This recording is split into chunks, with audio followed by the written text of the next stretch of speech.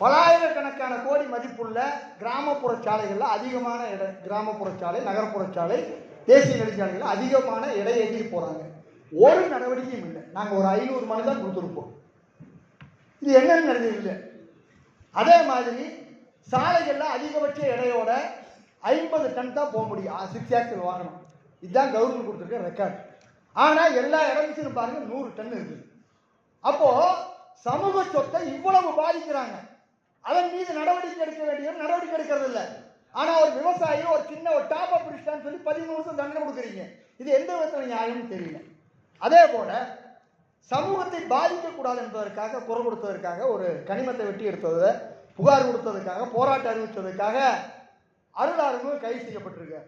போன வாரம் இடுவாயில் நீதிமன்ற தீர்ப்புக்கு புறம்பாக குப்பையை கொட்டினதுக்காக 10 பேருக்கு மேல ரிமாண்ட் பண்ணியிருக்கீங்க. ரைட்டு.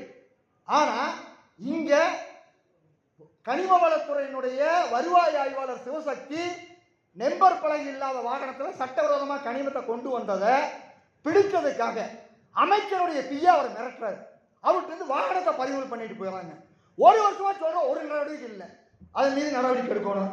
அதே மாதிரி சட்டவிரோதமான வெடிமருந்து வெடிச்சு டெல்லியில பெரிய பிரச்சனையாச்சு, பரிதாபத்ததெல்லாம் ஆச்சு. ஆனா நம்ம திருப்பூர்ல இருந்து வெடிமருந்து கடத்திட்டு போய் கர்நாடகாவில் பிடிச்சிருக்காங்க. இங்க பலாயிரக்கணக்கான டன் வெடிமருந்து அன்றாட பயன்படுத்தப்பட்டு வருது. ஆதார் குவாரிகளுக்கு பெனால்டி போடுறீங்க. ஆனா வெடிமருந்து எக்ஸஸா பயன்படுத்துறதுக்கு எந்த விதமான நடவடிக்கை இல்லை. இது என்ன நாடுன்னு தெரியல. சமூக சொத்தை பாதுகாப்பதற்கு நாங்க பேசுறோம், குரல் கொடுக்கிறோம். அதன் மீது எந்த நடவடிக்கை இல்லாமல் இருக்குது. சமூக சொத்தை பாதுகாக்கணுங்கிறதுக்காக சட்டவிரோதமாக செயல்படுத்துவதற்காக கம்ப்ளைண்ட் கொடுத்ததுக்காகவே பழனிசாமி என்ற ஒருவர் மேல சாமலாபுரம் பஞ்சாயத்து தலைவர், பேரூராட்சி தலைவர், திமுகவை சேர்ந்தவர் வாகனம் வைத்து காரை ஏற்றி படுகொலை செஞ்சார். அவர் பேரூராட்சி தலைவரை பதவியிலிருந்து நீக்குவதற்கு உங்களுக்கு அதிகாரம் இருக்கு. அதன் மீது நடவடிக்கை எடுக்கணும். ஒரு நிமிஷம். அதே மாதிரி வேளாண் உரிமை மின்சாரம், ஒரு நிமிஷம் இருக்கு மேடம். வேளாண் உரிமை மின்சாரம் முழுக்க பறிக்கிற வகையில் ஒன்றிய அரசு திட்டம் கொண்டு இருக்குது. அதன் மீது அந்த திட்டத்தை ரத்து செய்யணும் தமிழக அரசு பரிந்துரை செய்யணும் கேட்கிற. அடுத்தபடியாக சிவமலை கிராமத்தில் யுவராணி கல்குவாரி, கந்தசாமி கல்குவாரி ரெண்டுக்குமே A1 நோட்டீஸ் கொடுக்கோன்ட்டு அந்த குவாரிக்கு ஏற்கனவே எழுத்து பூர்வமாக கொடுத்துருக்கு. தாசில்தார் கொடுப்பாங்க. ஆனால் அந்த 2 குவாரிக்குமே A1 நோட்டீஸ் கொடுக்காமையே இப்போ அந்த குவாரிகளுக்கு அனுமதி கொடுத்துருக்காங்க. அதன் மீது என்ன நடவடிக்கைன்னு தெரியல.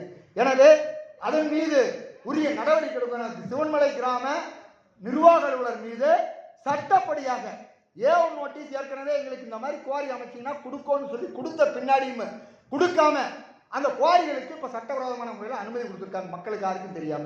எனவே அதன் மீது உரிய நடவடிக்கை எடுக்கணும்.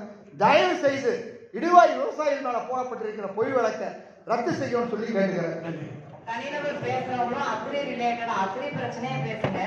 ஜான்சாமி மாவட்ட ஆட்சித்தலைவர் வணக்கம் சார். முதல்ல